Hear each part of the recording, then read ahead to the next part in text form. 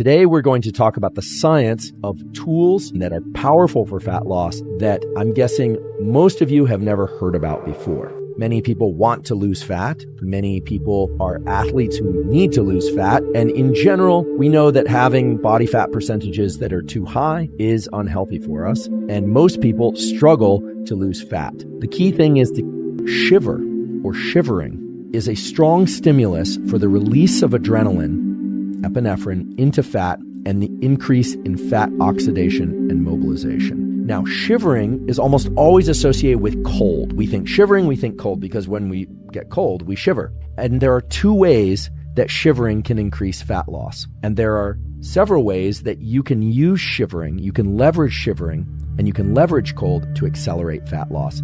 But you have to do it correctly. Now, how can you do that? Well, if you get into cold water or an ice bath or a cold day, and you try and remain calm and resist shivering, you actually short circuit this mechanism for increasing brown fat thermogenesis. The paper published in Nature shows that it is shivering itself that causes the brown fat to increase your burn rate and your metabolism. And it works like this. When you get into cold and you shiver, the shivering, that low-level movement of the muscle, those small movements, triggers the release of a molecule called succinate, S-U-C-C-I-N-A-T-E, succinate. And succinate acts on the brown fat to increase brown fat thermogenesis and fat burning overall. It actually increases body heat through this brown fat thermogenesis pathway. How many times a week do you need to expose yourself to cold will depend on how much fat you're trying to lose and how much you're trying to increase your metabolism. There are studies that describe positive effects on fat loss of exposing yourself to cold either through cold shower or through ice bath or other cold water. It doesn't have to actually have ice in it, provided it's cold enough, for anywhere between 1 and 5 times per week. But it turns out that just one exposure per week can be valuable. The question then is how long to get into that cold environment, and how cold should that environment be? So first, let's talk about how long to get into that cold environment.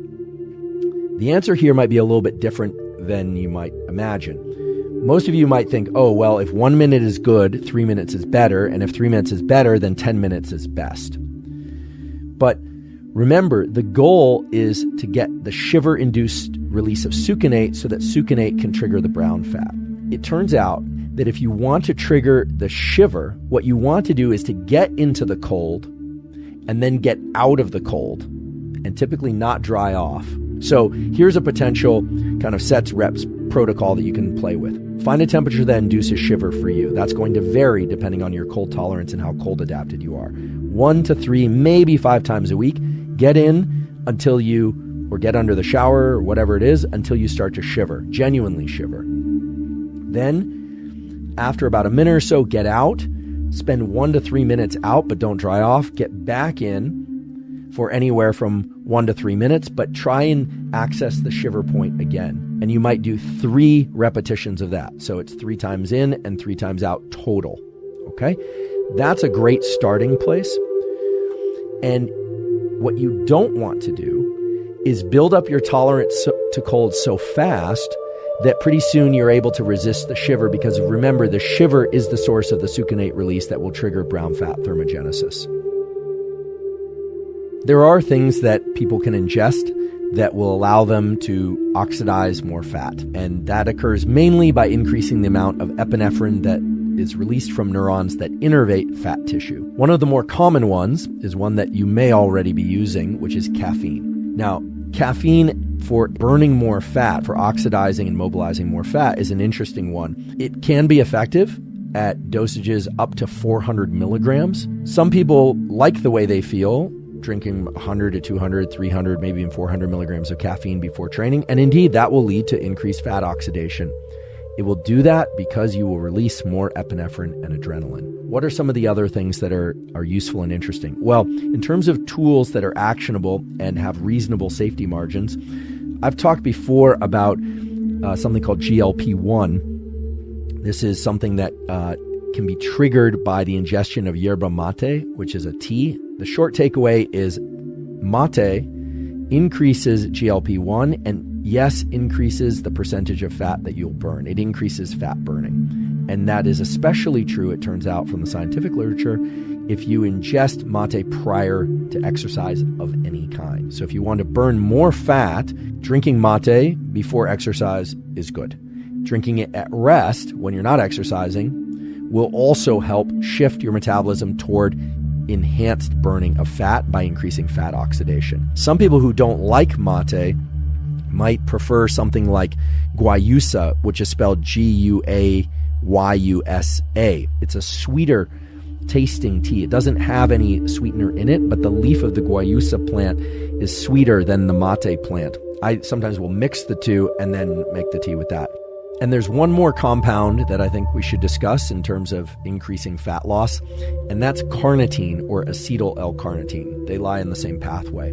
We can return to our basic knowledge now of fat mobilization and oxidation. After fat is mobilized and makes it into cells and needs to be oxidized, so literally the burning of fat and conversion of it into energy, that is accomplished and is facilitated by the presence of glucagon being elevated. GLP increases that process, and insulin being low. L-carnitine, and acetyl L-carnitine in particular, facilitates fat oxidation.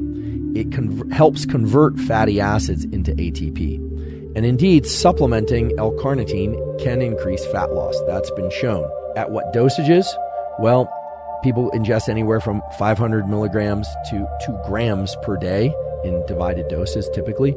Some people who are really extreme are taking injectable L-carnitine. I've certainly not tried that.